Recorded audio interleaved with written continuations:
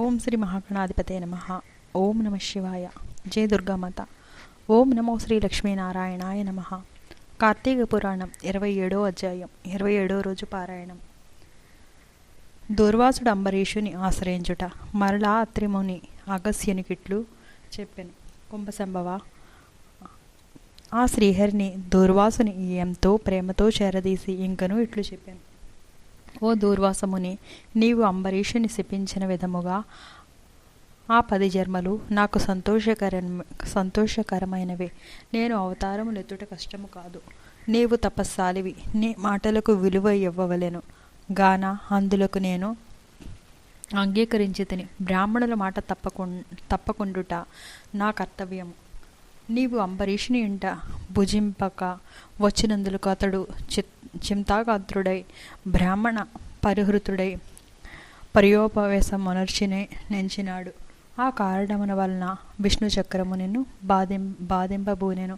ప్రజారక్షణమే రాజధర్మము గాని ప్రజాపీడనము కాదు. ఒక బ్రాహ్మణుడు దుష్టుడైనచో వానిని జ్ఞానులకు బ్రాహ్మణులే శిక్షింపవలెను. ఒక విప్రుడు పాపి అయినా మరొక విప్రుడే దండించవలెను. ధనుర్బాణములు ధరించి పురష్కరుడై యుద్ధమునకు వచ్చిన బ్రాహ్మణుని తప్ప మరెవరిని ఎప్పుడూ దండించకూడదు.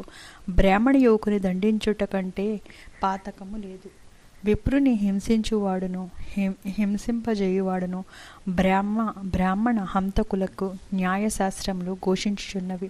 బ్రాహ్మణుని సిగపట్టి లాగిన వాడును కాలితో తన్నిన వాడును విప్రద్రవ్యమును హరించువాడును బ్రాహ్మణుని గ్రామము నుండి తరిమిన వాడును విప్ర పరిత్యాగమునర్చిన వాడును బ్రహ్మహంతకులే అగుదురు గాన.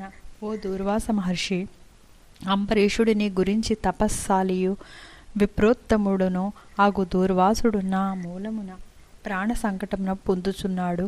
అయ్యో, నేను బ్రాహ్మణ హంతకుడునైతిని అని పరితాపము పొందుతున్నాడు. కాబట్టి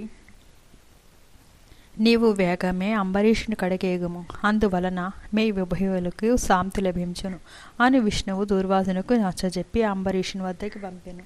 ఇట్లు స్కంద పురాణ అంతర్గత వశిష్ఠ ప్రోక్త కార్తీక మహత్సమందలి సప్తవిశోధ్యాయము 27వ రోజు పారాయణ సమాప్తము. ఓం నమ శివాయ. ఓం నమో నారాయణాయ.